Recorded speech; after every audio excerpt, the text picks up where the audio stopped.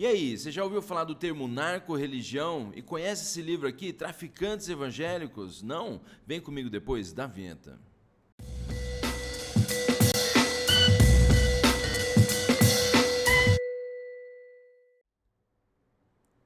Fala, sou Lucas, seu louco, o Prof. André do História em Casa nessa lidinha do saber, porque hoje a gente vai de comentário de livros aí, mas você já sabe, pô, antes de continuar, é claro, já dá o like no vídeo, se inscreva no canal se não é inscrito, ativa o sininho e segue a gente em todas as plataformas sociais aí, além de conferir as curiosidades curiosas históricas diárias e também deixa o seu comentário aí,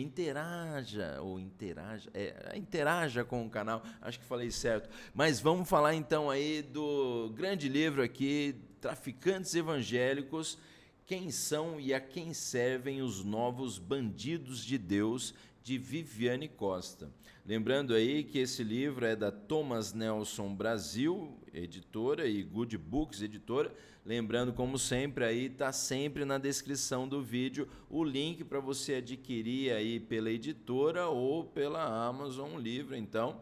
E se você adquirir pela Amazon, você dá uma ajudinha ainda, alguns centavos e tal, mas ao canal aqui, ajuda o canal aqui também, né? Então, quem tiver oportunidade aí e quiser conhecer mais sobre esse assunto, dá uma olhada aí então nesse livro. Lembrando então que nós temos aqui Traficantes Evangélicos, é o resultado de uma pesquisa que investiga o fenômeno da associação entre traficantes de drogas e a fé evangélica nas comunidades do Rio de Janeiro. Esse fenômeno narco-religioso carioca instiga perguntas provocantes. Como é possível ser traficante evangélico? É possível dizer quem são os traficantes evangélicos? Existe um perfil evangélico comum entre os cidadãos que se autodeclaram cristãos? Qual é a relação da igreja com os traficantes evangélicos? Como o nome de Deus pode ser usado em contextos de violência? Quais textos bíblicos sustentariam essa estrutura?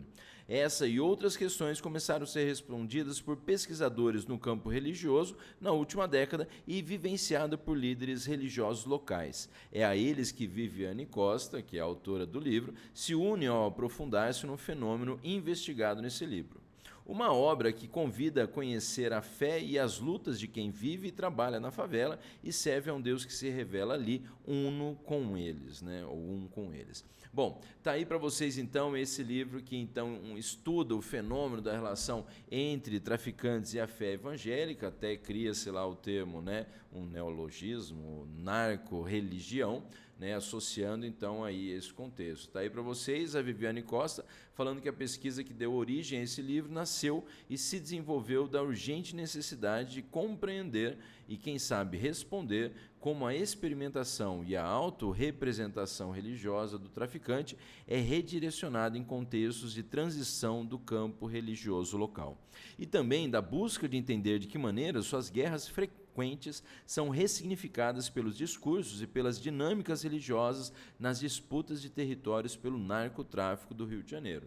É um livro bem interessante aí, por sinal esse livro, ela já apresenta aí, né, o capítulo 1 aqui, lembrando, só falando um pouco mais da Viviane Costa, né, até vamos voltar lá um pouquinho na Viviane Costa aí, ó, mas nós temos que ela é mestra em Ciências da Religião da UMESP, bacharela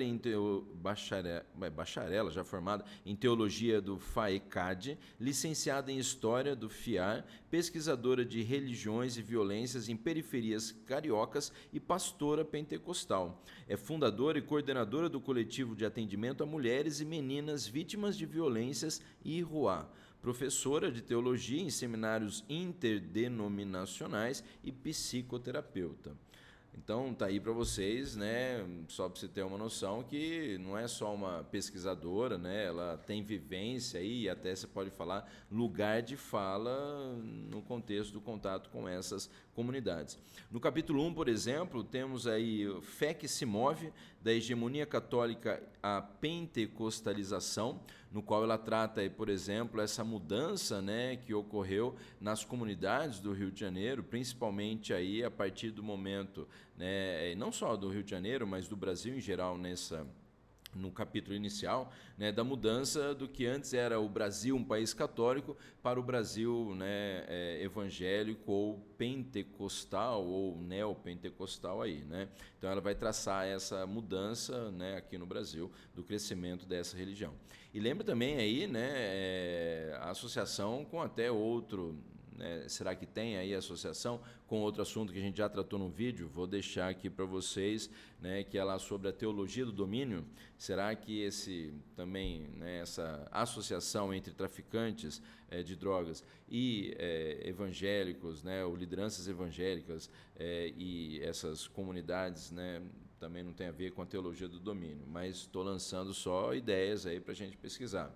O capítulo 2, por exemplo, fala do o Deus do traficante, o traficante de Deus, o ethos da guerra, de guerra e o discurso religioso, que é essa coisa também, né, no sentido da utilização assim do vocabulário aí religioso nessa guerra que os traficantes enfrentam contra as forças policiais, né? E o capítulo 3, que fala lá de Jesus é o dono do lugar, destruição e substituição de elementos religiosos em dominações territoriais cariocas, que pega também essa mudança sem, né, do Deus, né, ou das entidades religiosas, né, que marcam lá também essa aproximação dos traficantes com a religião evangélica. Mas lembrando que esse assunto aí também não é um assunto, é claro, de hoje, né? Até se você já teve oportunidade, né, também de associar alguns contextos anteriores, mas também temos aqui, ó, só para lembrar, traficantes criam um complexo de Israel na zona norte do Rio, depois eu vou mostrar para vocês um pouco mais em termos até de mapa lá no Rio de Janeiro, e traficantes evangélicos fecham pacto com milícia para expandir complexo de Israel.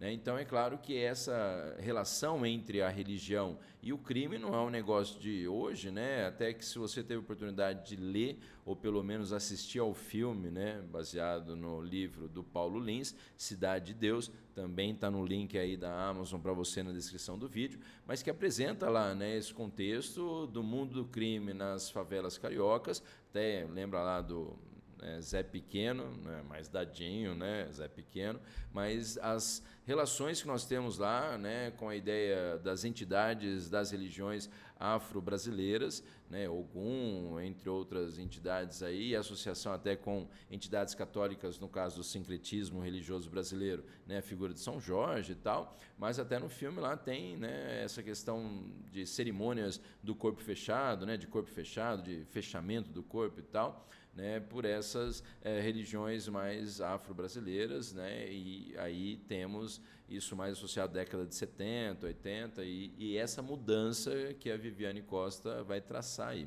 Até, de novo, né, essa referência de São Jorge, considerado não só, é claro, um santo católico, mas padroeiro aí, dos criminosos e também dos policiais e tal, das tropas, dos exércitos, Deus guerreiro, ou melhor, desculpa, o santo guerreiro, né? Deus não, o santo guerreiro e tal, né? E essa mudança, então, que muitos abandonam esse símbolo aí de São Jorge, orações a São Jorge, saudações aí que envolveriam também, né, um santo ou o próprio Deus católico e tal, isso vai desaparecendo nas comunidades do Rio de Janeiro. Lembrando também aí até isso envolvendo pichações, né? Pichações que antes eram relativas a São Jorge, por exemplo, passam aí a dar lugar não só à frase lá, Jesus, dono do lugar, né? Que é meio que parece que presente agora, segundo lá a Viviane Costa, em vários locais, né, dessas comunidades, e também aí o próprio contexto que nós temos da utilização da bandeira de Israel. Aqui a imagem ficou meio ruim, né? Mas até alguns locais onde você tinha lá a figura de São Jorge, que essa figura foi né, eliminada lá e acabou prevalecendo a bandeira, né, até não só do complexo de Israel e tal, que é essa grande junção de comunidades lá, como estão aí para vocês, o Vigário Geral, Parada de Lucas, Cidade Alta, Cinco Bocas e Pica-Pau, que formariam então um complexo, né, de Israel. Interessante também aí para nós, né, o contexto da própria intolerância religiosa, às vezes, que se relata nessas comunidades, né, por conta aí, às vezes, de terreiros de Umbanda, de Candomblé, que são atacados até por, né, pessoas associadas ao tráfico lá. E nesse contexto também, né, a própria situação de novo de um Deus do Antigo Testamento, de um Deus guerreiro, né, e essa associação com o Estado de Israel, ou o complexo de Israel, que por sinal também envolve lá a figura, né, do que seria o que a Viviane coloca, né, até como um pastor traficante e tal, tem a figura do peixão lá, que também, curiosamente, ele utiliza como símbolo a figura do peixonauta, né, para quem conhece aí do desenho animado infantil. Mas é isso aí, espero que você tenha gostado desse comentário, dessa lidinha do saber aqui, né? Um grande livro, um importante livro. Estou para ler também um livro muito bom que também tem a ver com esse assunto, que é o Oração de Traficante, e um outro lá que chama também A Fé e o Fuzil. Vale muito a pena a gente conhecer aí. Mas até a próxima, então, lidinha do saber com o Prof. André está em casa. Até mais, falou, valeu!